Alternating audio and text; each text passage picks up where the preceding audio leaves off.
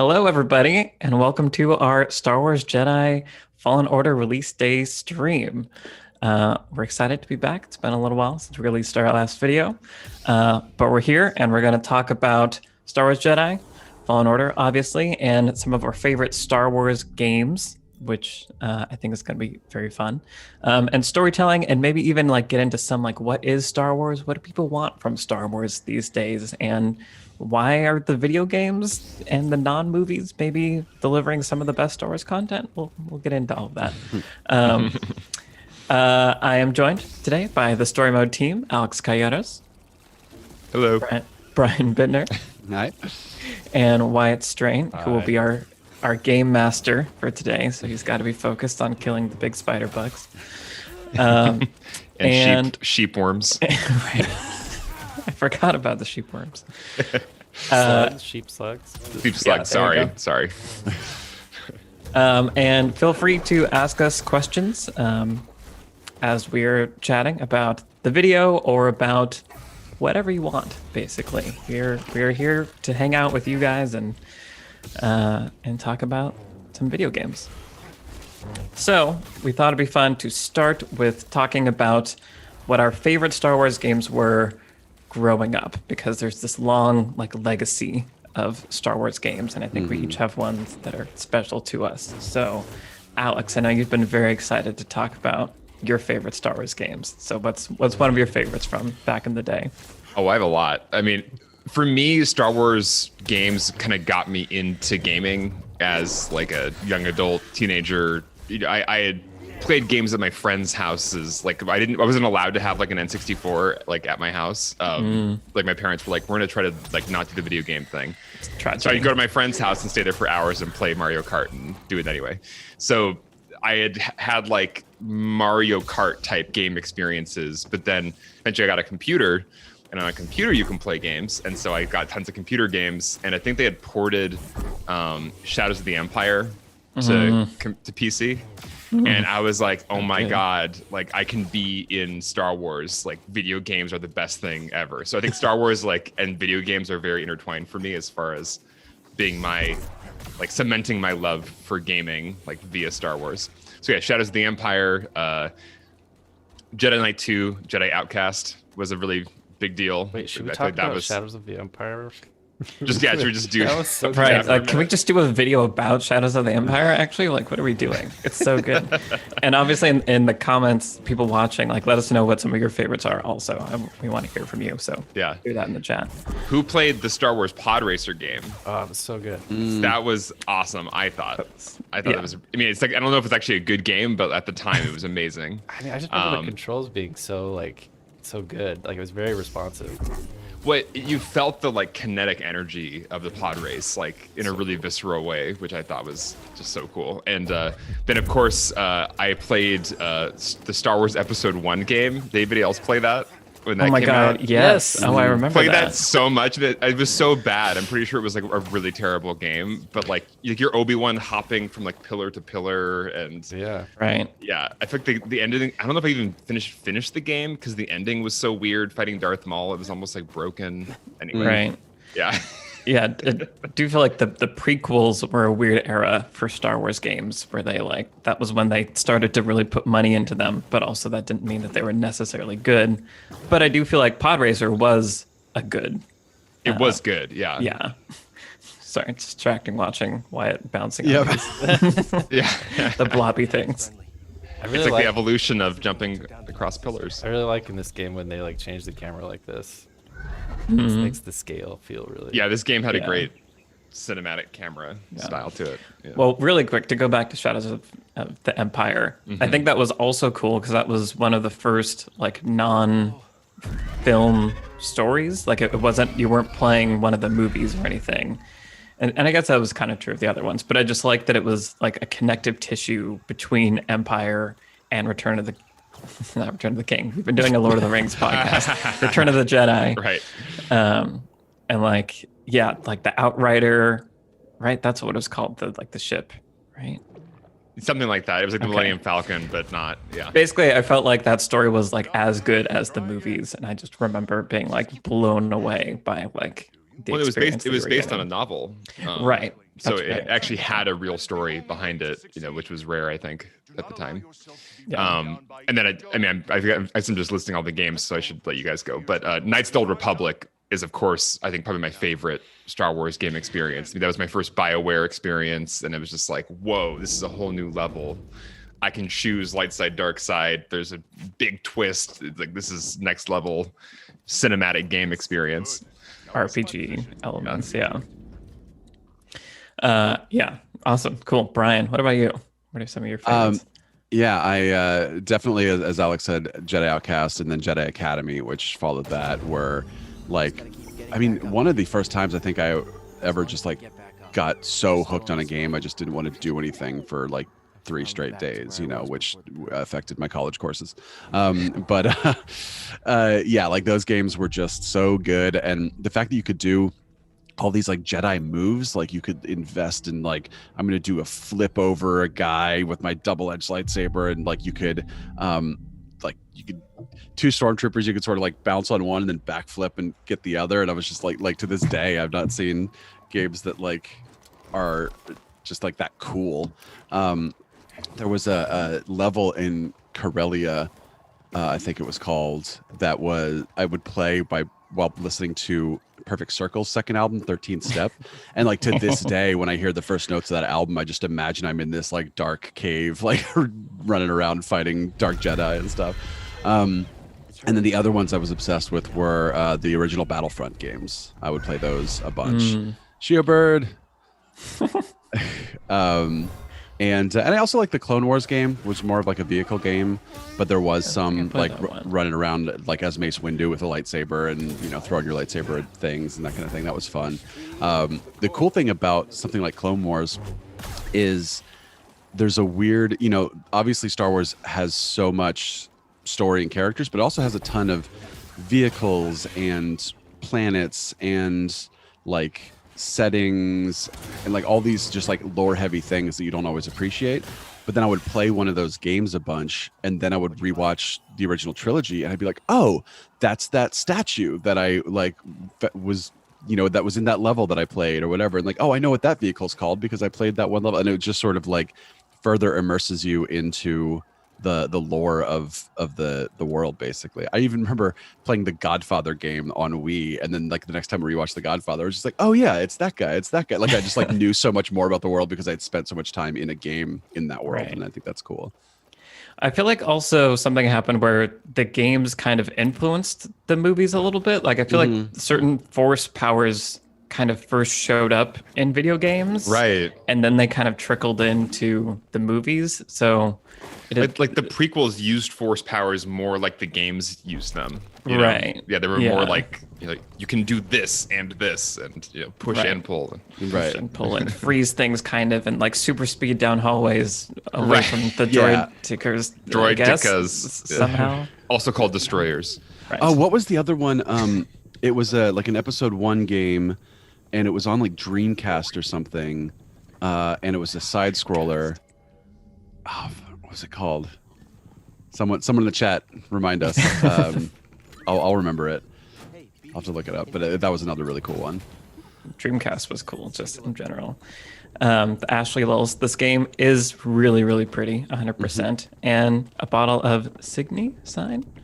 Thank you for enjoying our Lord of the Rings podcast. That was really, really fun. For people that don't know, we just did on our podcast, Beyond the Screenplay, a 3-part series where we talked about the Fellowship of the Ring, the Two Towers, the Return of the King, and then for patrons, we did a exclusive episode on the Hobbit trilogy, which was a fun, cathartic exploration of those. Yeah. Jedi Power Battles. That's what it was called. Oh, I vaguely remember that. Yeah. And that was like one of the first games, I think, where David Riddleberger got it, where you're deflecting incoming shots, blaster shots with your lightsaber and doing flips and all that kind of stuff. I think it was one of the first games that was really like, here's what it feels like to play as a Jedi. I was really into Star Wars Galaxies. I don't know if anyone remembers this, but it was the first MMO Star Wars game. Oh. And I became obsessed with it. I think it came out like around the first year of college for me. And yeah, I was obsessed with it. and there was like a name generator in it. And just the first character I created, it auto named it Taiho Aceva, and that has been my go-to like character name when I have to put in a name just randomly. How do you spell that? Tyho, first name. Taiho, okay. ACE, like apostrophe VA, Aceva. Okay, Like that. yeah. Yeah. It's a Twi'lek name, so That makes sense. Yeah, with a little apostrophe in there. Yeah. See, Taylor played it. He knows. He also knows how bad it was, and that's why no one played it and it died. Wasn't there like a real-time strategy game where there was a Empire at War? Is that what it was? I think it was called Empire War, yeah, where like there was I vividly remember C-3PO and R2-D2. Star Wars Rebellion. It's Rebellion. Yeah. Like they're standing in front of like a galaxy map, and they're like, "Put your resources here." And like, I played that a lot, like hundreds of hours into that game. Yeah, because it's like kind of real time, but it's also kind of turn based. It's just the turns are happening constantly, and it's really hard. I've been archiving my old videotapes and discs, and I still have the disc for that game, and I made sure that I like ripped the ISO to my computer so that I could still go back and play it one day if I revisit Star Wars. Force Unleashed. Yeah, we forgot about Force Unleashed. Those were great. I never actually played those, but I heard those were really, really good. The really cool thing with those was you could pick up items, like with the Force, but then you could control where they go. So it was just, it just like allowed for this sort of emergent experience where you could just be like, oh, there's 4 stormtroopers over there. What if I grabbed this giant pipe and just swept them off the side of the cliff? And that like just made it feel so much more interesting than just I have, push and pull or whatever. Yeah. And it was an interesting story because you're like Vader's apprentice, basically. Right. So, okay, I did play this. Yeah, you were like, and you ended up killer. kind of failing him, and he's like abandons you or something. Well, yeah. So I want to talk about Jedi Fallen Order and how it deals with Star Wars things. Wyatt, are there any Star Wars games that you wanted to mention that we haven't yet? On the Atari, Empire Strikes Back. Oh, wow. It's the little Wow. Nice. That was my first Star Wars game ever. But I was actually surprised at how many, when I started going through the list, like how many there were. X-Wing versus TIE Fighter was huge. Oh God, yeah, we didn't even mention that. Yeah.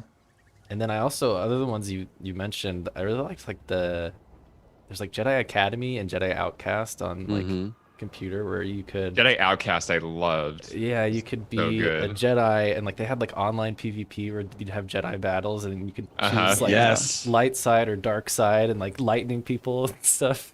Yeah, my roommate and I in college had had Outcast on the GameCube, and we would spend many hours just running around doing like either PvP with each other and like a bunch of bots or actual online stuff.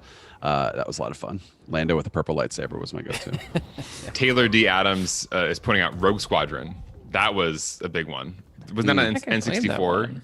I think it was on N64, and it was like one of the first like 3D like next at that point next gen like it's like X-Wing kind of games. No matter what kind of game you liked, there was a Star Wars game of it.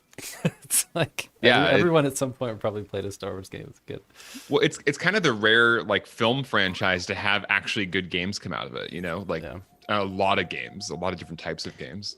Right. That might be why. It's just there's so many that enough of them are. Some of them good. will hit. Yeah. Graham, if I'm saying that right. Graham. Graham. Oh, is that really? There might be something wrong with my screen, everybody. But yeah, the original Death Star Trench Run arcade game, like that, reading that sentence, like took me back to being in Chuck E. Cheese and just demanding money from my mother so that I could keep playing this game. Where you had like the 2 like joysticks, like you were turning it, and you were, oh my God, it was so much fun. Well, is that different from the Star Wars trilogy arcade game that came out along with like the re-releases? Because there was like the big deal one where you got into like the kind of cockpit setting, right? It was one of those games that was like enclosed in the arcade, and it was like you could choose to do New Hope, Death Star, Empire Strikes Back, like Snow Level, or like there were 3 options. Looks like you can buy it online for $8,000 if you really want that in your home. I didn't play that one. Also, real quick, while we're talking about Star Wars games, I've also loved some Star Wars board games. Star Wars Armada and Imperial Assault, if you want something like huge. But the one I'm obsessed with right now is Star Wars Outer Rim, where you play as either a bounty hugger. You have to go around hugging the bounties. cuddly version. Yeah. A smuggler or a bounty hunter, and then you're playing against, one or two people or group of friends, and then you're going around the galaxy and you have to pick up bounties and drop them off places, and you can like fight each other for cargo and stuff. It's really cool. I play that about once a month. There's just so many. Yeah. Well, Michael, you used to play Star Wars Risk all the time, right? That Yes. was like your thing to do with your best friends. Yeah, I also spent a lot of time in college playing Star Wars Risk, which I liked more than normal Risk because it was there were two Star Wars Risks. There was the Clone Wars Risk, which was like fine, but the original trilogy Risk, it was like a 3-player Risk, and there were 3 factions. You played as the Rebels or the Empire or the Hutts, and each faction had different cards and different abilities, so there was a lot more like comeback potential. And you, like, if I'm the Rebels, I want to kill the Empire, but I can't let the Hutts take over, and so the Empire wants to kill me, but they can't let the Hutts. So there's this like a balance where it was like, you had to make sure no one was like getting out of control winning, but also you're trying to win at the same time, and it made for very interesting and dynamic play for a Risk game that wasn't just dice rolling. Nice. Yeah. Ninth Sister. Uh-oh. This is quite a boss battle. Oh yeah. Godspeed, Doing great, Wyatt. Yeah, it might die. We'll see. Definitely, like, this game took me by surprise with its combat, because Yeah. I was expecting more of a button masher, and it definitely is not that. Yeah, I think one of the I first love. ways I heard it like described was combat puzzles, I think, and I just love that as a concept of like, it's not obviously like a puzzle, but the idea of you are sort of like solving these little, okay, if there's a stormtrooper back here, but there's one here, and I can't use this attack on this character, then like how do you navigate that?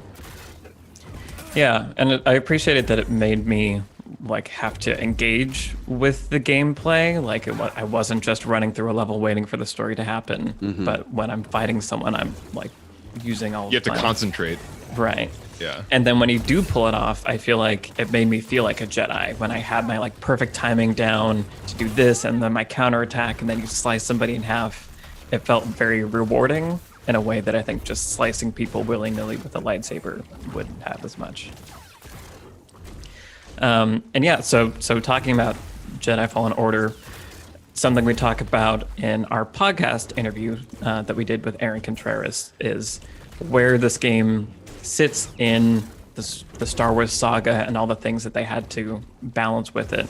Because making a Star Wars game, you have to make a good game, but you also have to make it Star Wars, obviously, and there's so many hoops to jump through to make sure it, is fulfilling all the right things and satisfying the Lucasfilm people and like fans and etc. And I feel like this game does a really good job of navigating it all, where it feels like it's inspired by the world of the prequels, but it's also looking forward to the original trilogy, and I think it has the right balance of holding the multiple trilogies all at once, which I think is a very, very impressive feat in general, and I think putting it all into a game also is that much harder. So I'm just sorry, I keep getting distracted by all the pretty lightsabers. Yeah. Lightsaber battles are awesome. Yeah, but I agree, Michael. Like, I think it was really, you mentioned that in the podcast when you're talking to Aaron, and it sounds like that was their goal. Like they were trying to do something that could honor all types of Star Wars fans, because there's enough generations now who have had different types of Star Wars. Like their first Star Wars may not be our first Star Wars, and so the idea that original trilogy is the default precious thing to all people is no longer definitely the case. So it's a really impressive feat to try to make something for all Star Wars fans of all ages that feels authentic to their Star Wars. And I think this game is a rare example that really pulled that off. I think. Give a shout out to Lego Star Wars. It's past my time, but from what I've heard, like people say it's just a great game with a great story and gameplay, and it was really fun co-op, fun co-op in Lego Star Wars. I played one of them back in the day, and my husband and I had a blast. It was really fun. Lego, man. What were you gonna say, Brian? I just think it's interesting the sort of like the style, the like aesthetic of Star Wars over the years, because the original trilogy was this very used future kind of thing. You know, everything felt clunky and stuff. And then Lucas came back for the prequels. He made everything feel super, super clean and futuristic and, you know, hyper modern and that kind of thing. So I think right off the bat, like the original creator of Star Wars is already like, Star Wars is many things, you know, like he already introduced this idea of it being multiple things. So then it's a question of what aesthetic are people looking for? And I think that that's the main thing that JJ got right with Force Awakens, was like it felt like what we want Star Wars to feel like. I think it was in the sense that it felt very modern, but also felt it had that used future feel where things were like dusty and like the effects were practical. I mean, not the effects were practical, but like you know, you build a giant puppet that's walking by in the background and stuff, and suddenly you're like, ooh, I can reach out and touch that. It's not just a CG thing. And I think that's what I love about this game too, is that it has both of those things. It feels modern in the sense of like it feels like a modern game, and it looks like a modern game, but it still has that used future type feel to it. And I think that's, for me, that's what I want from Star Wars. Right. Yeah. Yeah, they're able to make space for all of those things and blend it, and I like this moment. Yeah, kill the stormtroopers. Sorry. It is, so Devin in the chat is asking, and this is kind of spoiler alert-ish, but I think they use this in the marketing materials, that the reveal of Darth Vader being in this game. And I feel like that did kind of bother me, but this is sort of getting into our, like, what do we want from Star Wars, which is a huge other conversation. But I feel like I want, from new Star Wars things, them to go off and not touch the original stuff anymore. As far as like, I don't need every story that's told to somehow dip in and tell me what Luke Skywalker was doing at that moment, or Anakin, you know, as Darth Vader, what he's up to at this moment. And I think that's like I understand the reason that they would want to do that and like the marketing appeal of that, but I feel like that's kind of limiting themselves. And I think we've seen now that there can be new compelling stories told in the Star Wars universe. And so why it feels almost like limiting yourself or holding yourself back to try to make sure in every Star Wars thing there's got to be like a Darth Vader, or there's someone has to turn on a lightsaber. Like Mandalorian got pretty far, and I was very excited because that's still my test, is can you make a Star Wars thing where you never see a lightsaber? And Rogue One, other than again the Vader reveal, right? So it's this, and I feel like it was almost like this felt almost like a mirror of Rogue One in that way, where it's like, but in the end, like, don't worry, there's still Darth Vader and lightsabers. I think this game handled it really well.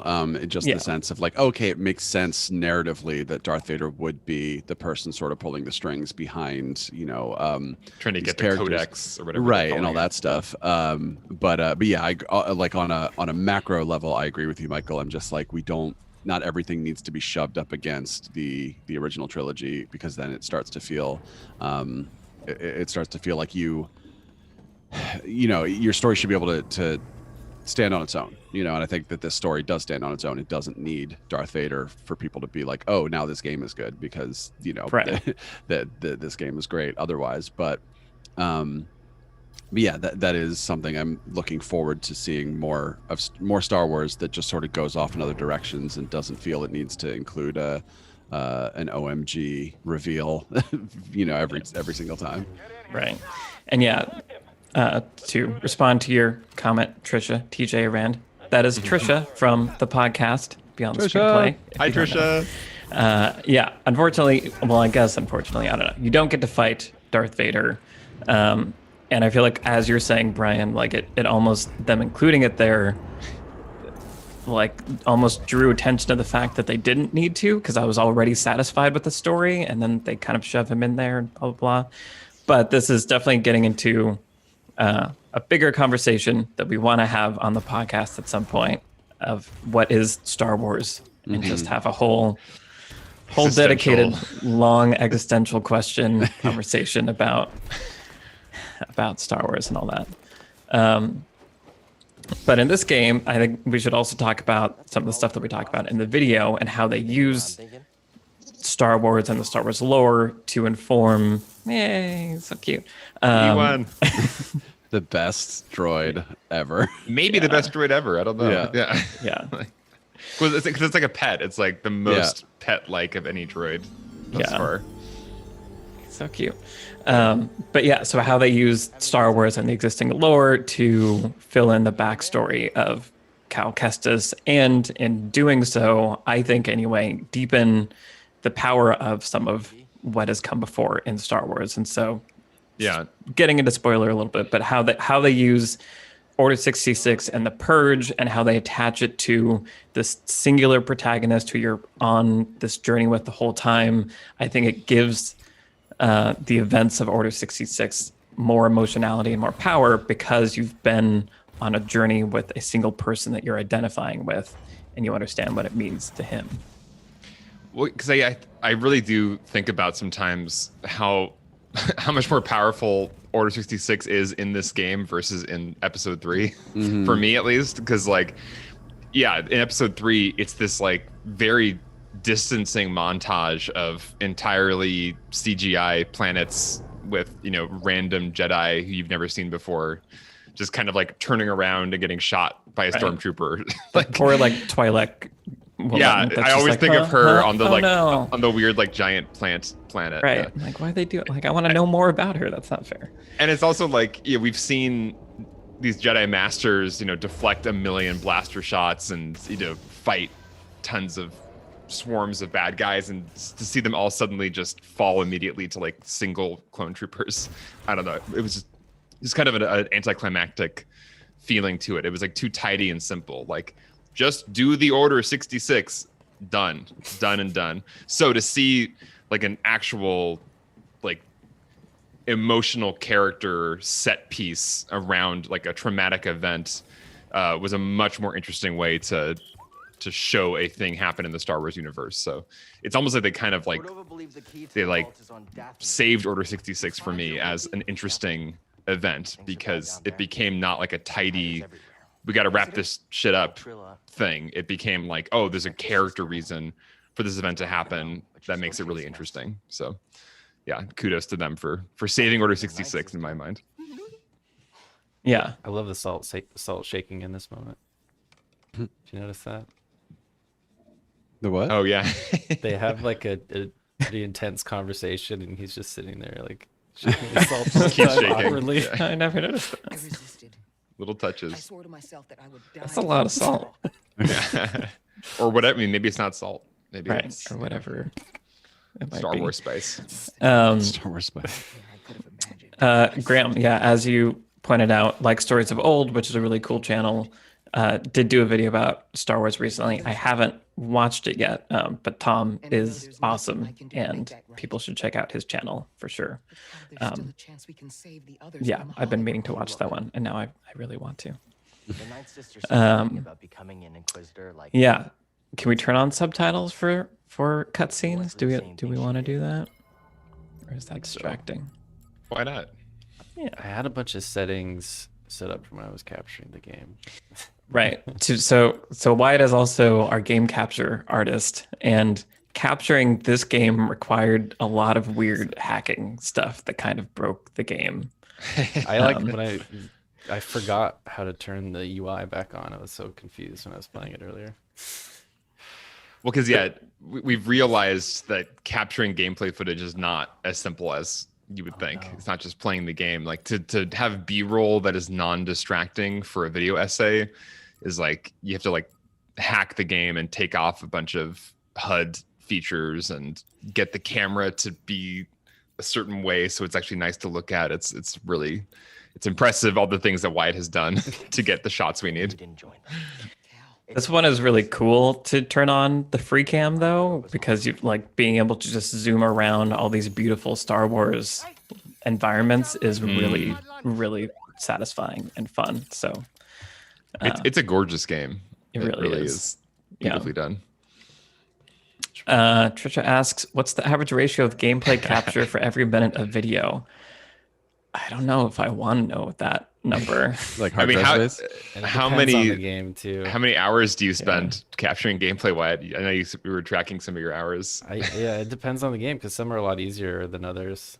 Right. Depends on if you can like save stuff, and like this one you can't really save easily, so you have to like go into the folder and copy your save to a different folder. Yeah, it can Right, help. because at one point I had to take over for some of it, and so you sent me everything that you'd done, and half of it was just collecting all of the save points around the areas that we know that we needed B-roll for, and so you'd like named each one, and then they were in like proper branches of like a folder structures. You could know if you want to have this moment, you got to save, and then you got to play 30 minutes past this save to get to that moment that you want. Right.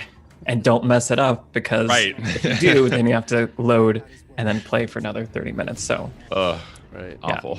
I feel like I probably put in like 12 to 15 hours of capture on this one on top of whatever Wyatt did. And it's a 10-minute video. So So, Yeah. do the math. yeah, a bit of that. Right, because so much of it is just getting to the right spot and like setting things up. It's like the actual captures, it doesn't have to be very long, but it's brutal. Right. Yeah. In terms of which one was the most, probably this one or Horizon Zero Dawn, because Horizon Zero Dawn is a similar kind of saving thing that it's hard to save spots. Right.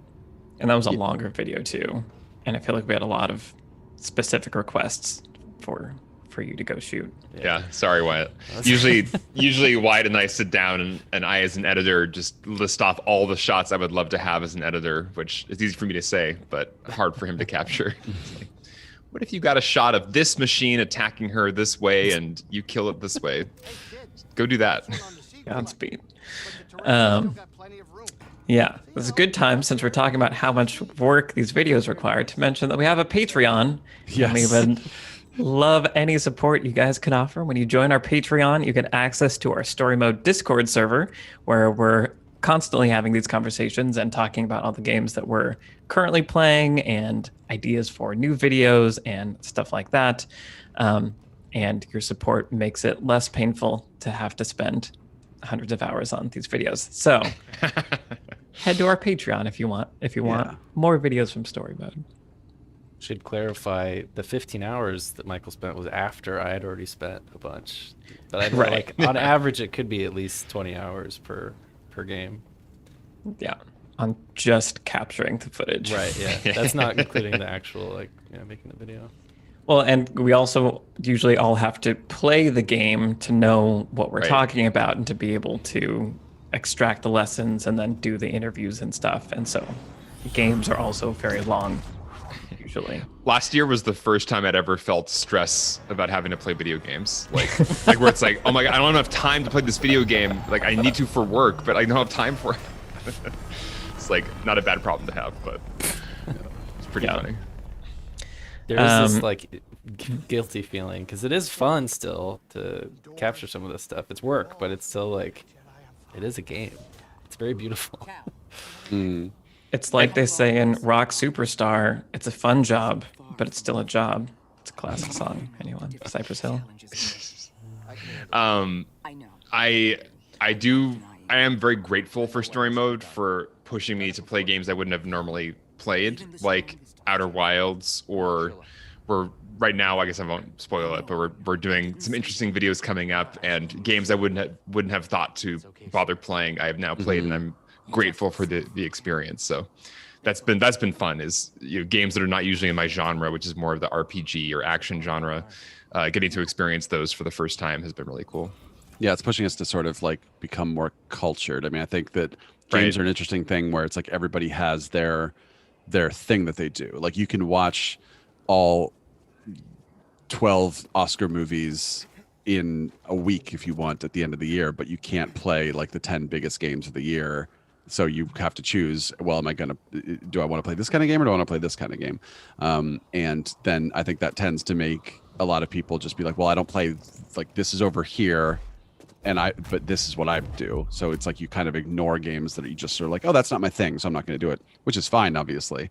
But it is nice to sort of branch out and play some games that I never would have thought to play before and be like, oh, this game is awesome. I wish I had played it, a long time ago. Right. And to answer some quick questions, Tradnar asks, how do you feel about Cal as a character? I really like Cal. I feel like I didn't when I first started because I was like, who is this? Like, this is who I'm going to be playing. Like, I'm picky a little bit about my protagonist. But I feel like the design of him and the things that he's struggling with are really interesting in a thematic way. Like Aaron says, he's sort of trying to figure out what does it mean to be a Jedi now that the Jedi are fallen. And that's a cool question that hasn't, been explored in any Star Wars, media really. And like we talk about in the video, his ghost and his backstory, this kind of traumatic event that happens. I think the way that they hint at, something bad happened that has caused him to have this emotional baggage. I think that was done in a really effective way that drew me in anyway to make me want to know what did happen, what was his experience, how did he end up here, and then that makes the payoff so great. And so I think that speaks to what a good ghost can be in a character of what is the thing in their past that haunts them, and how can you use that to make people empathize but also curious about them and want to lean in and identify with them more. It is interesting because a lot of game protagonists are pretty old. He feels really young. I don't know how it's old true. But it just seems like a lot younger than a lot of the typical protagonists. Well, I remember when I first saw like the reveal of the character, I was a little bit annoyed because it almost felt like they were trying to just cast like the average gamer as the main character. It's like, oh, this looks like most of the people that will play this game. It's like they look like this.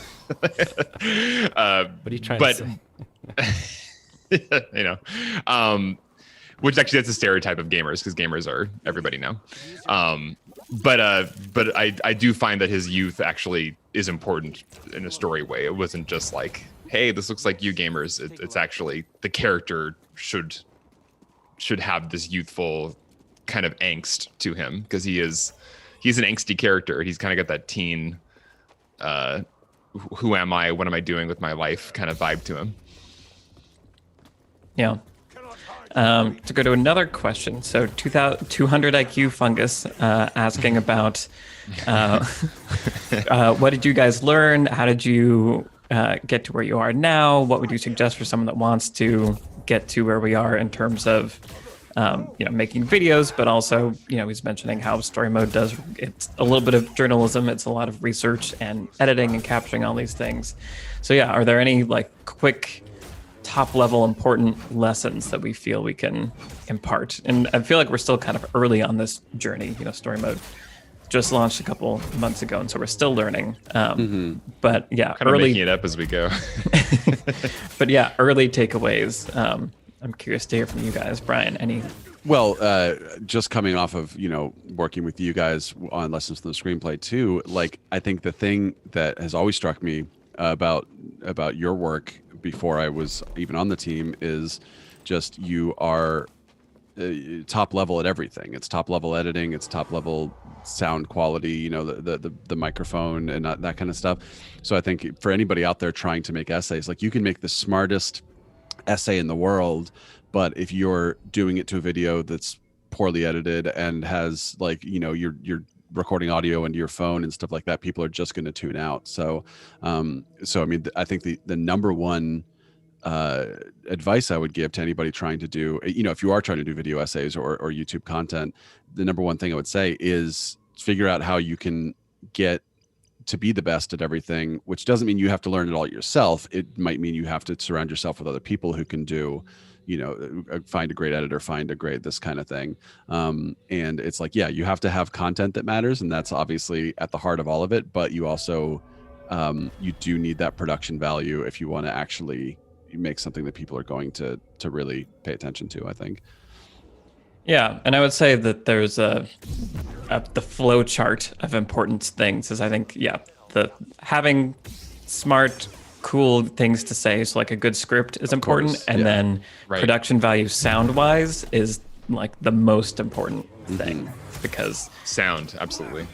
people, if it sounds good, people will pay attention. If it sounds bad, that's what makes something feel really, really cheap. And so good script, good sound, and then good video and editing is I think the importance flow.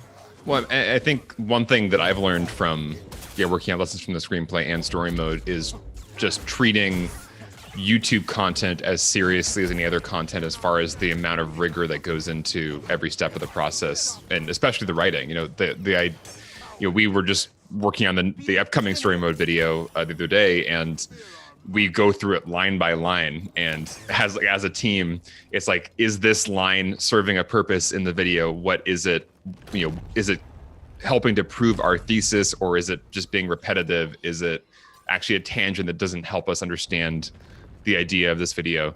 So it's like, when you put every step of the process through that much scrutiny, the end result, I think, just feels like more special than a more like, let's just sit down and blab on YouTube about some topics, which some of those are fine, but there's something, if you want your video to feel like a lessons from the screenplay video or story mode video, that's what's required, I think, is like treating it like you're making a short film, where you actually do want to do revisions and drafts at every step of the process. Yeah, we just finalized our script for the next story mode video, which will be coming out later this month? Question mark. Yes. Yeah. Yeah. 32 weeks from today. And like, I'm not exaggerating when I say we spent 3 hours going line by line and deciding whether everything sounded right and if it made sense and if this line was supported by the previous line and that kind of stuff. And it's exhausting, but it's you do need to be doing the stuff with that amount of, as you were saying, Alex, that amount of seriousness and care. Well, it just pays off, because the results of that, plus good editing, plus good sound, plus whatever, there's a cumulative effect, where I think the reason why lessons from the screenplay became so big on YouTube is just like, whoa, this is something about this channel that feels special, that feels like production value, kind of highbrow, not just a YouTube thing. And I think the only difference between that and anything else is just the amount of work that goes into every step, making it as polished as possible. So. Yeah. Oh, is my video frozen? My video's frozen. That's fun. Hey. Imaging Edge webcam. What? Oh no.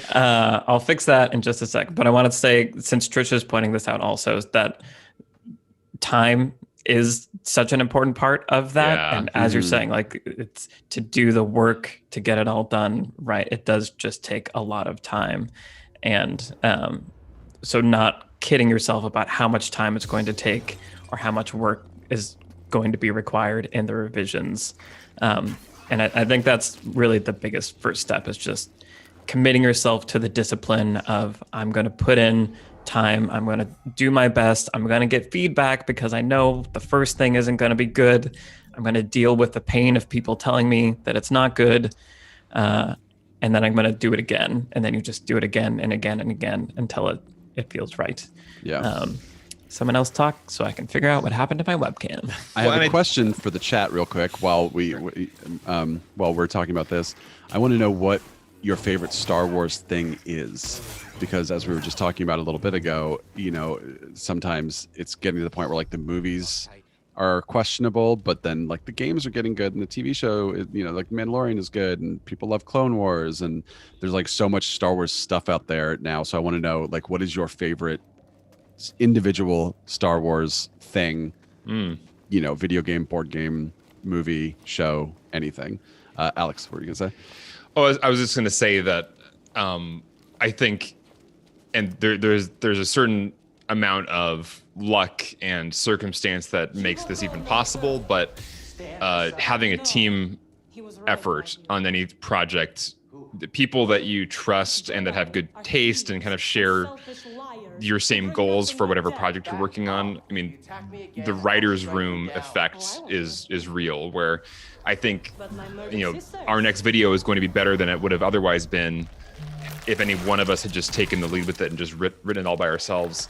It's going to be better because the four of us sat down together and went through it line by line and debated and, argued this way or that and came to a thing we're all happy with. And I think that process of putting a project through multiple brains that are all kind of in alignment on the goal of the project always yields a better result than just a single person doing it by themselves. So that's another, I think, key to whoever asked, how'd you get where you are?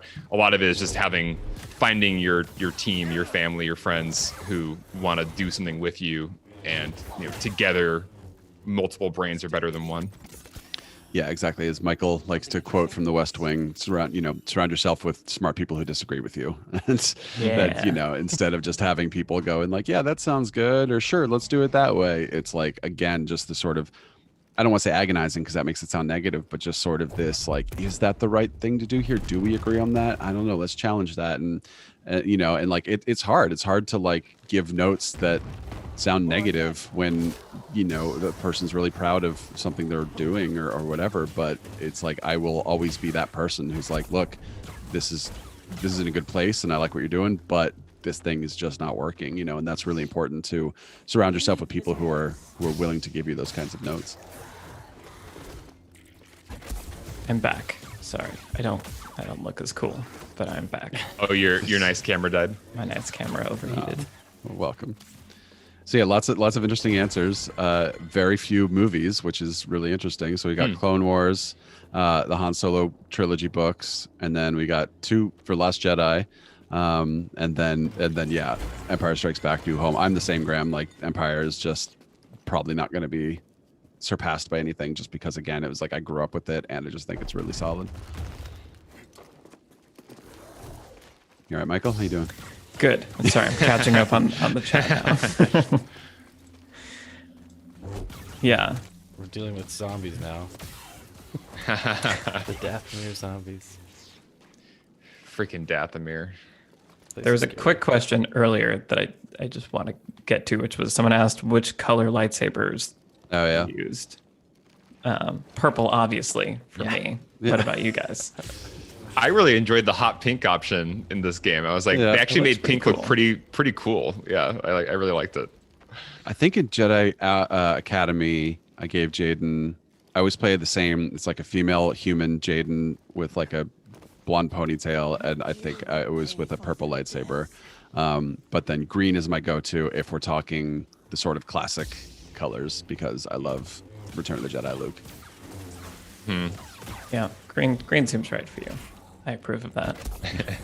Green is the lightsaber that I have upstairs. I should have brought it, that I got at Galaxy's Edge in the before times. It's so hard to go there still. Oh, I don't know. go ahead.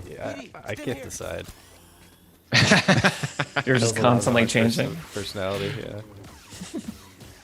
I was just speaking of Return of the Jedi. I was thinking about what is my one favorite Star Wars thing, and it's they're so they've always existed, and Star Wars has just been in my brain for so long. I can't even identify anything in particular anymore as oh, this is my favorite thing for sure.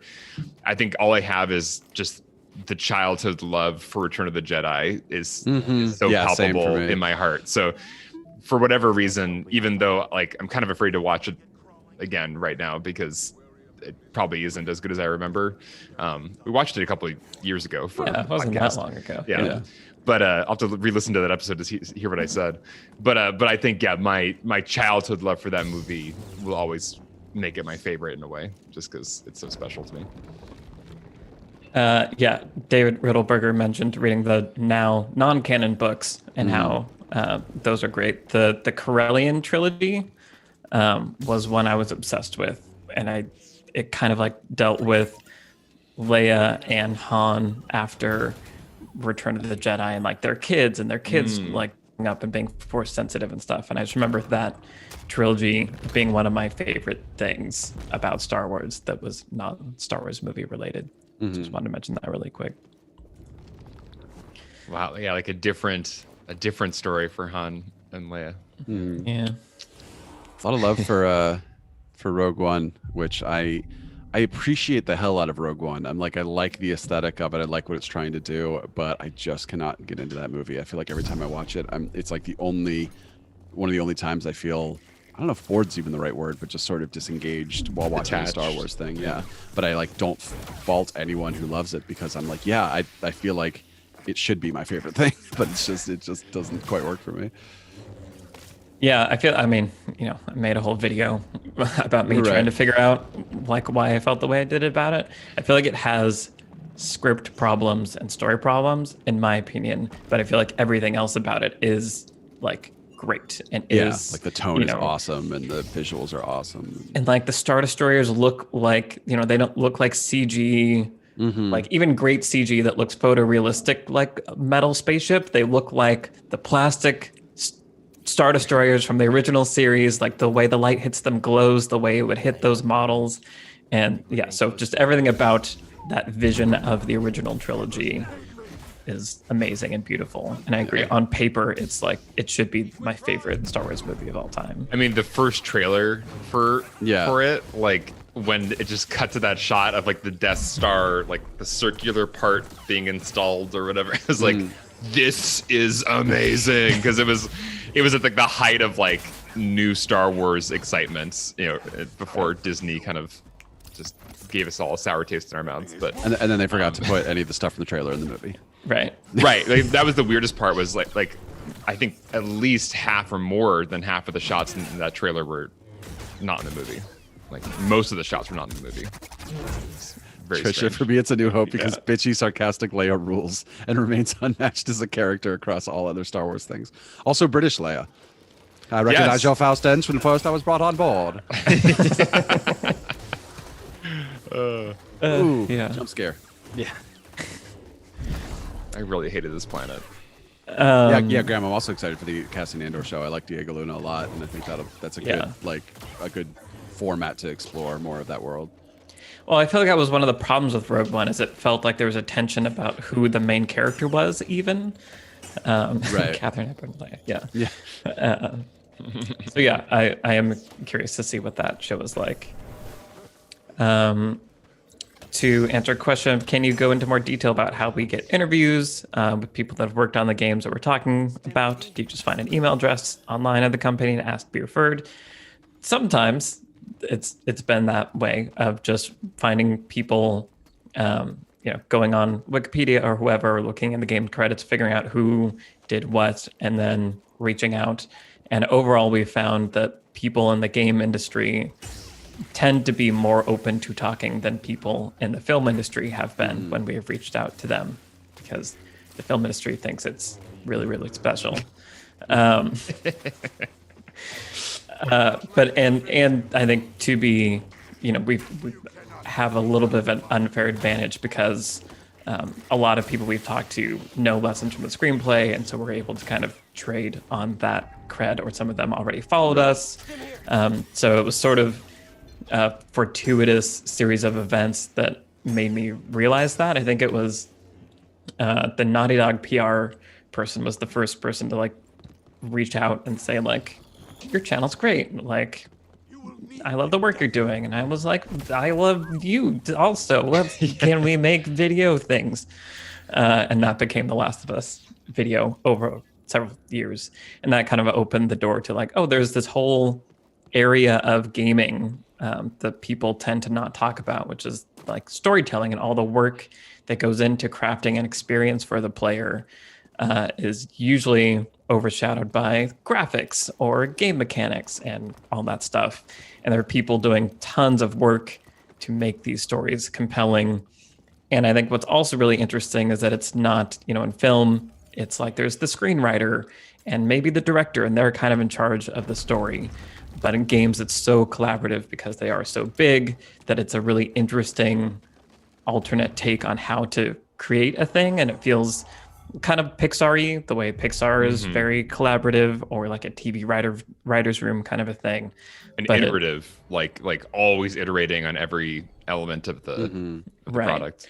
And that's something that Aaron was talking about when we talked to him for our podcast episode about Jedi Fallen Order. Aaron Contreras, the narrative lead, saying how collaborative it was, and how it was a lot of just like meeting, like the different heads of departments would come and chat about ideas, and design art would inspire an idea for a level, and then a level would inspire an idea for the story. And so there's just a lot of cooperation and communication required to bring all these disparate parts together. And it just seems so cool to have that level of creativity happening amongst so many people. I think is something that's cool, and I wish was more present in filmmaking. What? Oh, go ahead, Brian. Well, I just want to say something to remember is that the interesting thing is, if you think about movies, like most casual moviegoers, like your parents or whatever, can probably name 20 directors or something like that. Like, just because there's people, the Spielbergs in the world, maybe not 20, but like who are just their names that are out there. And of course, they can name 200 actors, movie stars and stuff. And the casual movie fan can name 0 screenwriters, or maybe 2 screenwriters, like maybe Sorkin and Charlie Kaufman or something like that, But so there are these people who just are not getting the attention they deserve. And when you talk about video games, you're not even seeing anybody on screen. So it's like you take the sort of stars out of the equation and stuff. So it's like the casual video game fan maybe can name a few studios, maybe 1 or 2 game directors like the Neil Druckmanns and the Ken Levines of the world and that kind of thing, but doesn't know who actually wrote a game, especially when it's not the sort of also the game director and stuff, which often it is, and doesn't know the narrative lead or the level designer and that kind of thing. Point of which is, those people aren't getting reached out to a lot for interviews and to talk about their story, and to, they're not getting the attention that they could, that they probably should be getting. So there are people out there who are excited to talk about their process because they don't get to. And when you reach out to them, like, shoot for the moon. If you're trying to get like big names and stuff, go for it. But also find a good place to start where you can talk to somebody who is not being hounded for interviews all day, and they're just like, oh, someone wants to talk to me about my process. That's awesome, because these are just real people going to work every day. And the fact that we, with something like story mode, we get to turn them into rock stars and stuff. I love that. Like, I love being able to like find a writer like Kate Dollarhide for our Outer Worlds video. Like, the fact that she did this like insane amount of work, and we were able to like basically just give her a platform to talk about what she did, and we just sit back and let her show off her her talents and all the work she did and everything like that. Like, I just really like that as something that we do. Yeah. Well, and I think it's also been great that so many of them also, it's not just about, I want to talk about all the things that I've gotten to do, but they want the gaming industry as a whole to get better. And because it is kind of this Wild West, and it is this new medium, people are still learning things and still figuring it out. So most people we've talked to also get excited about the idea of, I want to share what I've learned because I want other people to like, take this knowledge and make awesome things with it. And I want to hear what this developer has to say. And so there also seems to be a generosity amongst the people that we've talked to, where they want to share what they've done, but also because they want everybody in the gaming industry to get better, and games as a medium to get better and evolve and all that stuff, which is really, again, refreshing coming from the film side, where it's a lot more like protective and it's a different atmosphere. There's a whole infrastructure to the way the film industry works, where it is very like auteur driven and awards driven, and like individuals are thought of as like the reason why things are good. It's like an Academy Award goes to one person for like doing it. And when I think about my favorite story and story worlds in the last like decade, it's the Mass Effect trilogy. And I don't think Hollywood could have created it, because it would have been within the Hollywood structure, it would have had to be on like 1 or 2 writers to imagine the entire story world and come up with everything, because you can't have a huge team get the screenwriting credits because they can only do up to these many people at the awards. And like there's all these like ways that the industry funnels everything into like individualism. And I don't think you can come up with an amazing new sci-fi story world unless you're like a weird genius who just happens to, be George Lucas, in the 70s. Like that happens very rarely for an individual to come up with something as rich as something like the Mass Effect universe. So I think it's games in a way have an opportunity because they don't have this individualist mindset to do things that the film industry just frankly can't pull off. They're way too reliant on this auteur individualism theory of creativity. And I think that also plugs into how the film industry is changing, and with the rise of Netflix and streaming shows and serialized content, that is a more collaborative medium. And I think even like Marvel and the MCU, I think the reason they're able to have such consistent quality is that they do have a team of good people that are, each individual movie does have their auteur, but there is a support group of great creative writers and lore keepers and all that stuff involved. And I think that goes a long way. And that's what I wish, as Trish is bringing up now, wish Lucasfilm had earlier on and when they tackled the new Star Wars films. And what's also interesting in gaming also is that we were talking to someone who had worked on the Mass Effect games recently, ... But it was cool hearing about, again, the collaborative nature of, what is learning about all the different roles. Like, what does a level designer do versus like a writer or the narrative lead and all these things, and how a level designer is really focused on kind of controlling the pacing, which is such an interesting, specific offshoot of storytelling, but is so important. Is like the pacing, like the rate at which you are revealing information and affects the emotions that people have when experiencing something. So having someone that's like focused on that was really cool. But he was also saying that even within a studio, because games are so big, there are multiple different teams happening. And so the way one team does something might be different from how another team does something.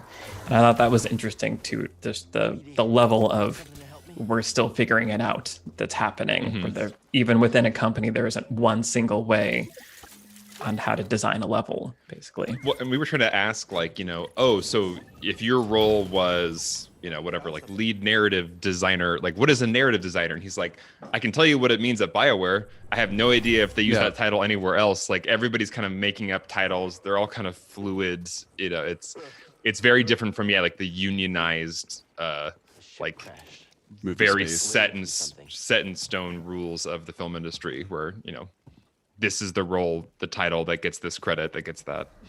Yeah. Yeah. Alex, God of War. Oh, I don't see it yet. Oh, I think I was going to say it too. I think they're really a lot more, well, not more, but they're willing to learn from each other. Like a lot of the professionals that we talk to are interested to hear what the other professionals have to say about their methods, because I think since so many of them approach things differently, there's like a lot to learn from peers. Yeah, which is cool that people are open to that and not. I feel like we have yet to meet anyone that's like, I know everything about game design, I don't need to learn more. Like everyone is very open to learning more. Yeah, like John Gonzalez, who wrote Horizon Zero Dawn, he talks about this in the full interview, which is on our Patreon. But I think he talked to us a little bit about it before we started recording, where he said he watched our Last of Us video, and Neil said, "You create empathy. You create empathy. You create empathy through gameplay." And he was like, "Yeah, I don't know if I think about it that way. I think about you create identity through gameplay, but then you create empathy through other channels and that kind of thing." And it was just, and it's not like he's saying like, oh, Neil's wrong or whatever. It's just sort of, as you were just saying, like different writers think about things different ways, and different game directors and game writers and any storyteller basically has their version of how things work, and has different ways of thinking about things. And it's always interesting to hear two people say things that might sound contradictory, but it's sort of like it's all right. It just depends on like what the story is you're telling and that kind of thing. Like every interesting movie breaks the rules in some way, which means the rules aren't right, but the rules are good, you know, and then you have to sort of wrestle with how to deal with that and stuff. So I think that's just what's fascinating about story mode and lessons from the screenplay, is getting to talk to all these people who just think about things slightly differently, you know, and where do they agree and where they disagree, but most of the time it works for the specific thing that they're working on. Right. Yeah, and as a bottle of sickening, how do I say it? I don't know how to say it, but it's pointing out that titles are very fluid. My girlfriend is a UX designer also, and it's always really interesting. Anytime we meet someone and they're like, "So what do you do?" And she's like, "Well, I'm a UX designer." And they're like, oh, "Okay, what does that mean?" And because it can mean so many things, as you're pointing out, it's almost hard to like describe. And I think that's something that also seems to be the case in gaming, is like there's so many things that are involved in making a story happen, like artistically and story-based stuff and technology, and everyone kind of has their fingers in a little bit of everything, that it's hard to to describe and put into a nice little category, which, you know, as Alex, you were pointing out, the film industry loves to do. And it's almost like you need that in order to create this sense of prestige. Like you have to have like, this is a role and it's defined and we have a title for it, and now we can say that there is a good version of that, and a single person did it really well. This is so stressful, Wyatt. I really want you to make it. You did it. I'm sorry. I totally forgot. I mean these, some of these levels I was very angry. You were getting a lot of love, Wyatt, My earlier. pay attention is divided. No, you're doing great. You were getting a lot of love earlier for this your thing, combat this thing. skills. I hate this planet. Thank you. I actually have a confession. I was accidentally on story mode at the beginning. Playing on story mode. Oh no. But I Playing on fixed the it. hardest. It's harder now. I mean, it's appropriate, you know. Yeah. Story mode for story mode. Ron Decker asking, does the film industry have something like GDC? Because the GDC Vault is such a great resource for learning more about the game development industry. I don't think so. Not such a like centralized thing. And I think that's one of the problems with the film industry, is that I think back in the day there was more of a sense of like apprenticeship and passing down knowledge and stuff. And I think it's kind of just become a crazy free-for-all. And I'm sorry, go ahead. Oh, I was going to just add to that. Like, I think there is once again, part of the Oscar mystique auteur thing is people. There's not a generosity you feel in the film industry where people want to share how they do things and mentor each other. I mean, I'm sure there is a lot of mentorship happening out there, and individuals are generous, but as a culture, it seems more of like, I magically made this amazing movie and only I could have done it with my magic. And, you don't get to know how I did it because, only I can do it. There's more of that vibe. And there's not a generosity of like, let's archive, how we do things to help each other. It's more about, I am a magic person. Award me for being magic. Yeah. Well, I think something we had for 20 years was the DVD Blu-ray special features, where it's not like a GDC, but it's like per movie you can dive in, and we just talked about Lord of the Rings, and it's like all the features in the world of just seeing this process. But a lot of movies did that, especially because during the 20 years when home media that wasn't VHS was popular, then you could listen to commentaries, you could watch behind the scenes. So people were thinking about that when they were in production. They're like, let's film all this. We'll make a behind the scenes, da da da. And that's great because they're, especially like Michael with LFTS, like finding those features and diving into diving into just the process of making it and stuff. But they can also be pretty limiting. Like you watch a movie with commentary and the director's just like, it was cold this day. And I remember I was sick, and it's like, okay, that's not really helping me learn how to make a movie. But obviously now we are getting to the point where physical media is on the way out for the most part, and so then people aren't thinking about features anymore. So it's like, you have a movie like Roma that comes out on the streaming service, and then people watch it and go, that was great, and then the next day that movie has done all it's ever going to do, in the sense of like, other than awards season and stuff. But it's just like, well, that happens. Someone spent 3 years making this thing, and then I spent 2 hours watching it and on a streaming service, and then that's it. Speaking of Roma, like what I do like is the Criterion Collection, because not only do they like find special features that you can't get other places, but they also have like these little essays, which I've been enjoying because I just bought several of these, where it's just like a little booklet, basically. Or in the case of Roma, a very large booklet where they actually someone writes an essay about the movie, and like they find excerpts from interviews and their screenshots and stuff. And I just love that. Like I love being able to sort of sit down with a thing and being able to sort of dive into it, which is why something like GDC or special features is great. But we're sort of getting to the point where it's like, we made our thing, there's our thing, go do the thing, and then we're moving on to the next thing, and just everything starts to feel a little disposable, yeah. Right. Yeah, which is too bad. And I think the last thing I wanted to say also is, I think there are resources in the film industry and places that do help you learn, but there are also a lot of things that tell you that that's what they are, but are actually just kind of like exploiting you. And film festivals is one that we've had a lot of experience with, where like short film festivals. A lot of short film festivals. Alex, you went to one web series fest in Miami, right? That was basically just like they're like almost scams. Like they're basically just this scams. one definitely felt like a scam. Like it was really weird. Like our producer on this web series we made a while back said, I was researching web series film festivals, and this looks like a good one, and like, it's one of the higher rated ones, whoever rates web series festivals, some website. And so I spent tons of money on staying at a hotel there, but the hotel wasn't anywhere near where any of the movies were screening, and I didn't rent a car because I thought I'd be like at the official hotel, but then we were nowhere close, and so I took a bus into town. It was like already weird.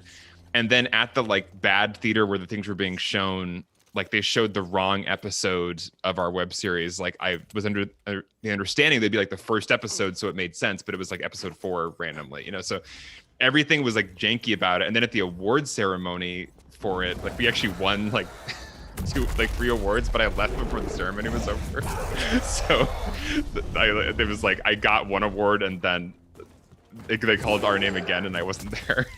Anyway, but it was the award ceremony was like almost insulting, because they were trying to make it like the Oscars, where they played clips from all the shows, but it was like somebody took literally 1 second out of like a clip and just put 4 1-second clips in a row of the 4 things that were nominated or whatever at their awards ceremony, which was like, it was like crazy. It was like, did a child make this real? Like, what is this? So it was all this like superficial glam that all costs lots of money, but then the actual like production of the film festival was very strange, and like almost nobody was at the wheel, or like I didn't know what was happening.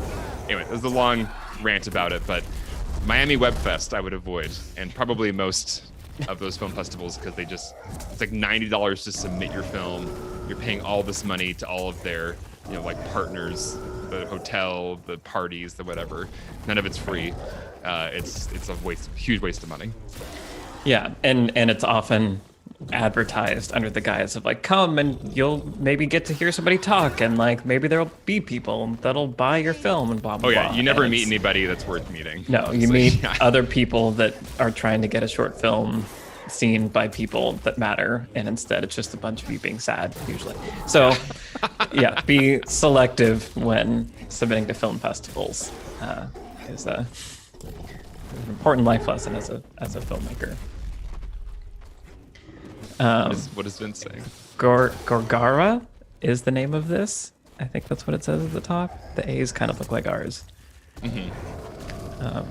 This was a very difficult boss battle. Yeah. as everyone's talking about in the chat. Yeah. Yeah, but Graham, at least you were in Scotland when you got to go to those film festivals. Alex had to go to Miami. We did. You're right, Vince. We did re-meet Vince at Holly Shorts in That's LA. true. Right. So we met one worthwhile person at a short film festival. Yeah, that is fair. Yes, Vince, our producer for the podcast and Story Mode and Lessons from Screenplay, we auditioned for that web series because he's also an actor, an excellent actor, by the way, but was too young for the part, so we sent him away. And then we randomly We met sent him away. We banished him. Yeah, and then we met up again there, and then he Facebook stalked me and worked his way into his role now. Yeah. Thank God he Facebook stalked you. Indeed. Yeah. Awesome. Well, so I think, assuming Wyatt can finish this boss, I think we're gonna wrap up Good. once he does. You're So saving me. Once I do, I don't know. I was like, I'm So for there- sure gonna die. yeah, you're fine. Yeah, yeah, you're fine. You just gotta jump when he sends the shockwaves out. Yeah. Just gotta do that one that's thing. the mistake. But so if there are any like final questions from people in the chat, send them over. Because Wyatt is running low on health right now. Yeah. Yeah. This could be the Oh, end. don't you have to pull him down when he's yeah. Yeah. There's a lot of very specific things you have to do. Gotta get those arms. Yeah. Have any of us read Brandon Sanderson? I have not. Yeah. Yeah. It's good. What is it? I jumped too early. Sorry, you're focusing. Just a really good fantasy novels. It's really creative. He does a series called Mistborn you should check out. It's really popular and good. Awesome. Spec Ops: The Line. I've heard of that, but I've not played that one either. There's so many games that I haven't played, and I thought I'd played a lot of them, and I've since realized I've not played very many of them. I mean, there's There are so a many lot of games. Like, Yeah. it's nuts. I mean, it's great, obviously, but the fact that like the independent space is becoming so ubiquitous now. That, Yeah, I'm overwhelmed when I see the amount of Yeah. really interesting indie games being produced. It's like I don't know where to start with this. There's so many. Yeah, this is an interesting question from Oscar. What did you think of Trilla, so the second sister, the antagonist in this game? I liked her. I feel like it was a cool, like an enemy antagonist that we hadn't seen before, and I liked that they managed to make her relationship with Seer. Is that her name? Seer, yeah. Yeah. Thematically resonant, like it's all about Padawans and the sacrifices that were made in the past, and it fit thematically, and I thought she was kind of a cool foil for Cal. So I really liked her. I don't know, what did you guys think? Yeah, I think in an early draft of our video, we had more about how Seer and Trilla's relationship is, yeah, like you said, thematically resonates with Cal and Jaro Tapal's relationship, where Cal feels responsible for the death of Jaro Tapal, and then just in the way Seer feels responsible for leaving Trilla behind and then causing Trilla to go through this transformation, basically. And I think that was a nice thematic thing that it did, but also just like you said, makes for an interesting character that we haven't seen a ton in Star Wars. Yeah. Yeah, for me, it did all the high level things of, yeah, it's thematically all fits. I thought some of the performance was a little bit like, what's the word? Like almost like camp, a little bit, where it's like when she would walk back and forth in front of the, there's that clip in the video where she's walking back and forth in front of the red force field. Yeah. He's like, she's like just doing that villain thing of like, what if your master could see you now? She was kind of putting on the villain thing, so that kind of rubbed me the wrong way. It was like a little Which is much, kind of Star Warsy, but it's Star Warsy, like, so yeah. Yeah. Maybe it was because it, like everything else with the game, kind of felt more nuanced and more elevated, and it was dealing with like trauma and more like interesting subject matter. The performance felt like it was almost like old school in an otherwise more nuanced game. So that was my only bump with her character. That's fair. Yeah, someone asked about Star Wars 1313, which I don't think I had heard about. Well, there was like a reveal trailer for that, right, a long time ago, and it looked really cool. It was like, Apparently, yeah. it was almost like the promise of, what maybe a Disney Plus series would be now, of just trying to tell a really grounded, like average Joe story in the Star Wars universe. It was to follow the bounty hunter Boba Fett navigating level 1313, a subterranean metropolis within the planet Coruscant. That does sound cool. Yeah, like I want to do Coruscant stuff. I still really want a Star Wars noir film series, whatever, in like the gritty streets of Coruscant. Absolutely. Yeah, Coruscant, that sounds Narshada. great. Yeah. I feel like Attack of the Clones kind of tried to do it for like 10 seconds and it was not good. Yeah, But that was the weird. tease of it was because that could have been cool. Obi-Wan as like a detective trying to figure out all this stuff against the backdrop of a war. Like Attack of the Clones could have been amazing. Yeah. But I don't know. Well, Who is Cypher Diaz? Yeah, like, I think when I first heard about, there's going to be Star Wars shows, like way back pre-Disney even, it was just like, George Lucas, Star Wars shows, there's scripts. That was the first thing that came to mind, was like a sort of grittier set in some city planet, and just a bunch of like, I don't know, like seedy underbelly type stuff, crime bosses and smugglers and bounty hunters and stuff. And then Mandalorian happened, and I was like, this was not at all what I kind of was looking for, but also I'm really happy with it. And like, I love Mandalorian, but it just was sort of like, this is not what I was expecting from a Star Wars show, but I like it. And I'm just curious to see what the aesthetic of the upcoming shows is. yeah. Yeah, I mean, Mandalorian is a whole conversation that we'll have on our podcast episode of what is Star Wars, Right? And what do we want from Star Wars. I guess I have to. Yeah, will Mandalorian be like required viewing at some point? That will be required viewing. Okay. It'll be okay. I'm sorry, you have to play video games and watch Star Wars stuff. I know it's so hard, you guys. Awesome. Well, congratulations, Wyatt, on beating Thank the you. Gorgara. Yes. It does come back, but this was the worst part. But right. So I think we're going to wrap up. Thank you, everyone, so much for joining us. This is the second one of these that we've done, and it's been really fun twice now. So I think this is whenever we release a new story mode video, we'll have one of these because we really enjoy it. Hopefully you guys enjoy it as well. We would love any help you guys can offer as far as sharing the Jedi Fallen Order video around. Yeah. So send it to your friends and post it on Reddit and subscribe to the channel and like it and all the things that you have to do to tell YouTube that it's a video worth showing to people. Any help there would be awesome. As we mentioned earlier, we have a Patreon. This is, a brand new channel, and it is separate from the other things we have going on. So we really want to try to grow that Patreon and have it be as funded by you guys as possible. As we've hinted at, we have some pretty exciting videos lined up in the next couple months and weeks that I think you guys are going to like. So head to the Patreon. You can also join the Discord there, and we can continue this conversation in Discord form.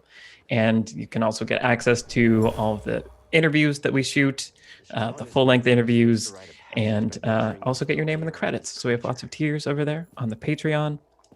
And I think... Is this going on to Nebula, our live streams? So I think we're also going to... If you want to rewatch the live stream, it will be available to patrons and on Nebula. So that's the other exclusive content that we have going on. So yeah, thank you guys so much. This has been really, really fun. And we will see you in the next video, which in theory, don't hold me to this, but in theory will come out 2 weeks from today. All right.